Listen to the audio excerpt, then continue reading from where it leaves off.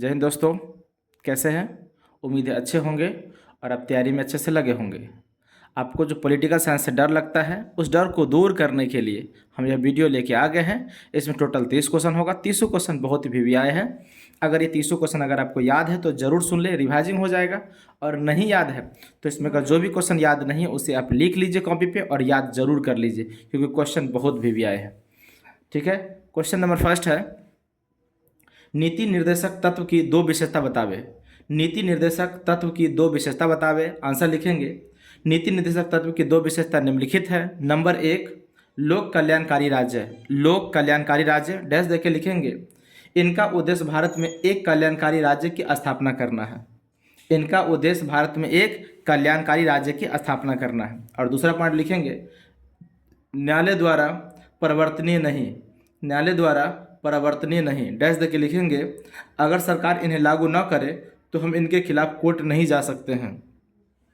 अगर सरकार इन्हें लागू न करे तो हम इनके खिलाफ कोर्ट नहीं जा सकते हैं। अगला क्वेश्चन है, दूसरा क्वेश्चन है, भारतीय राष्ट्रपति की वीटो शक्ति पर एक संक्षिप्त नोट लिखे। भारतीय राष्ट्रपति के वीटो शक्ति पर एक संक्षिप्त टिप्पणी लिखे।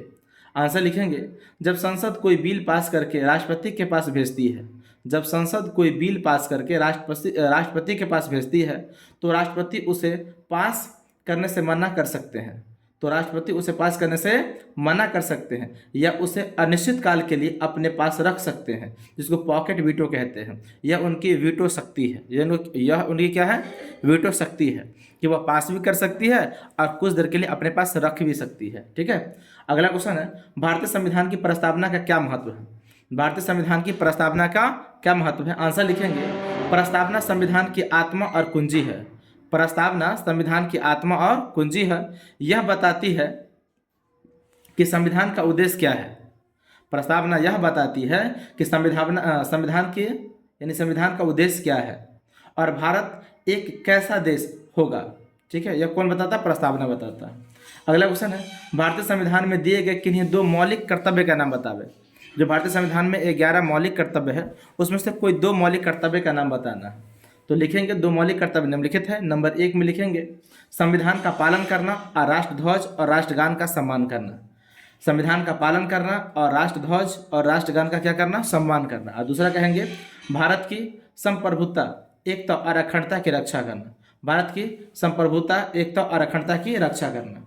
अगला क्वेश्चन है, लोकतंत्र की वित्तीय शक्ति पर एक संक्षिप्त टिप्पणी लिखे।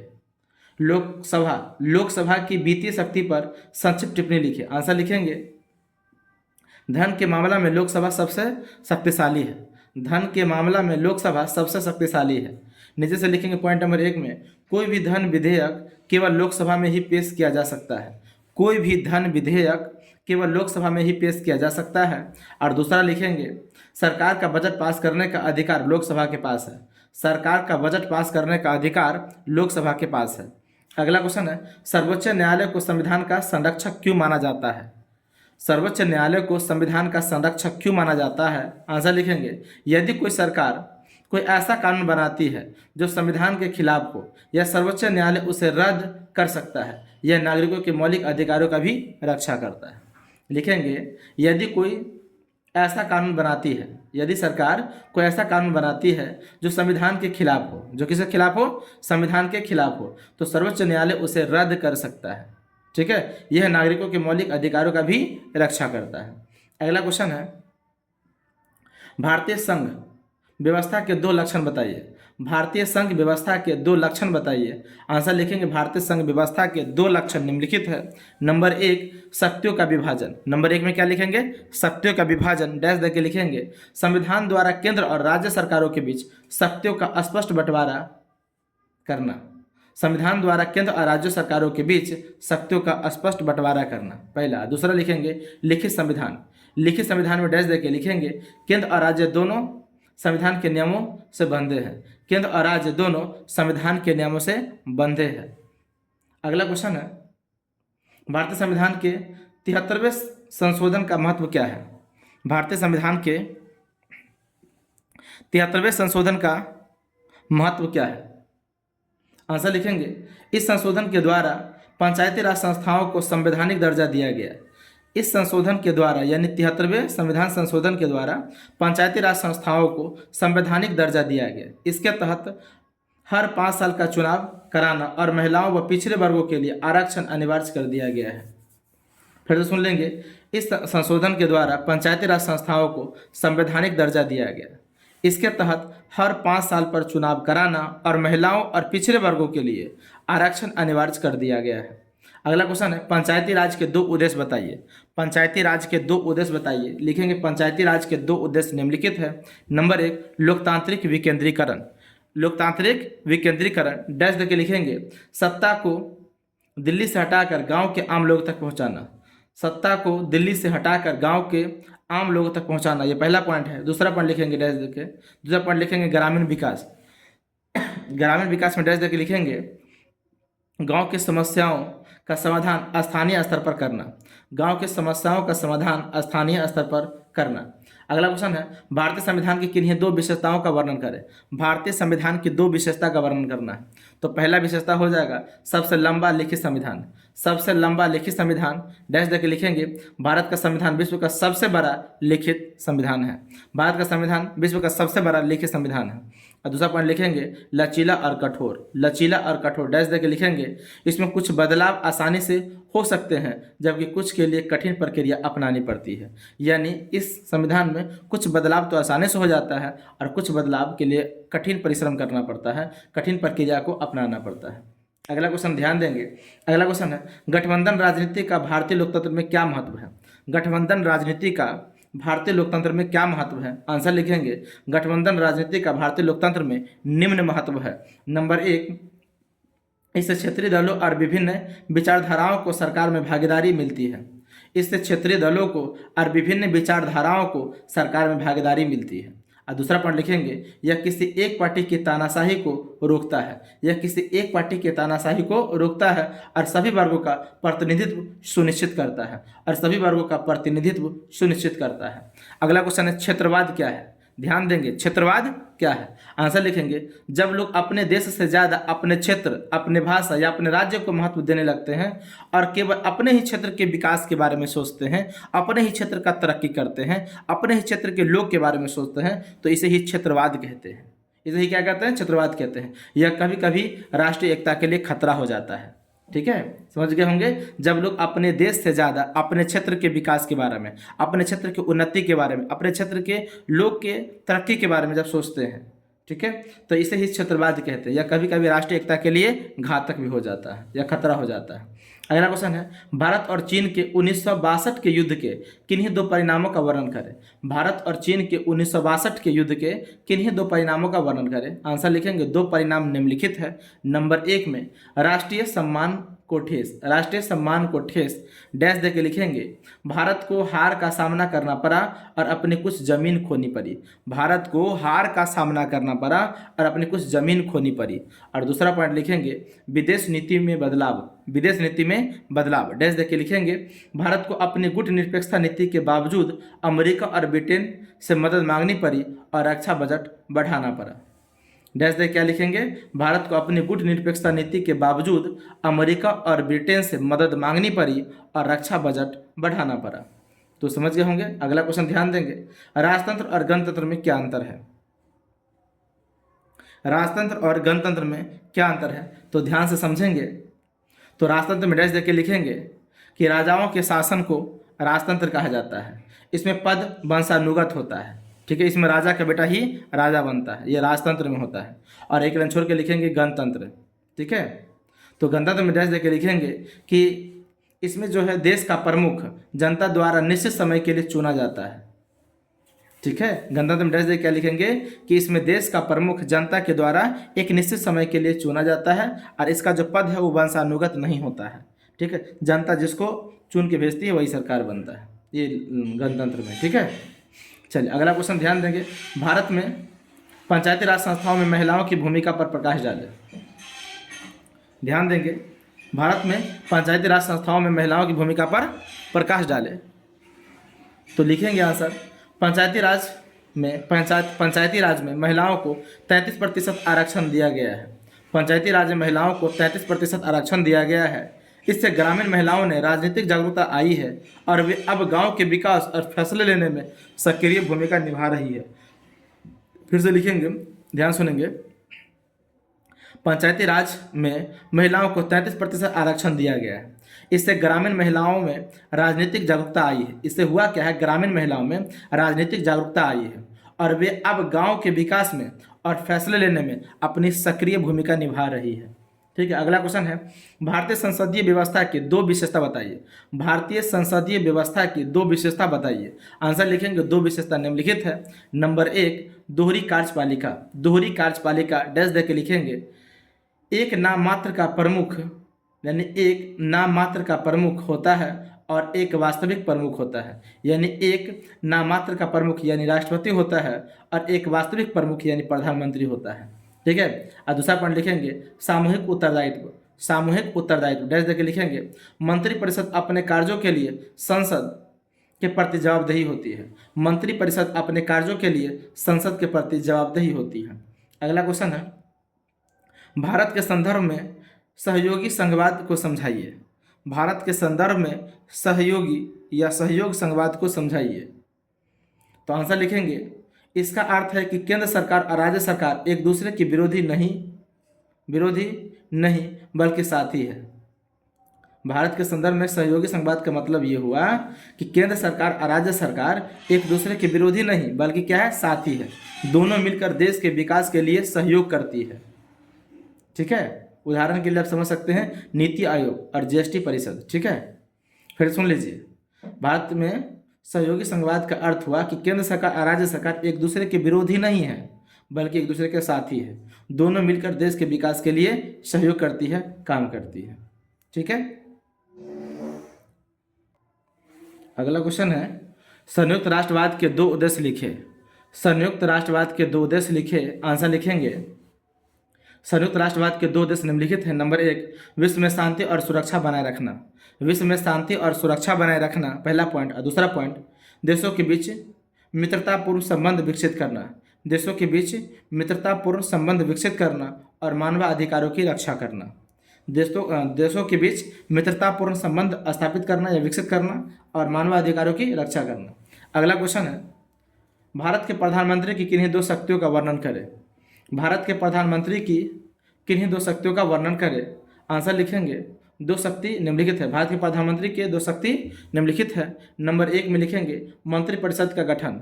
मंत्रिपरिषद का गठन डैश देके लिखेंगे, मंत्रियों का चयन करना और उन्हें विभाग बांटना। मंत्रियों का चयन करना और उन्हें विभाग बांटना, ये पहला हो गया। दूसरा लिखेंगे नीति निर्माण।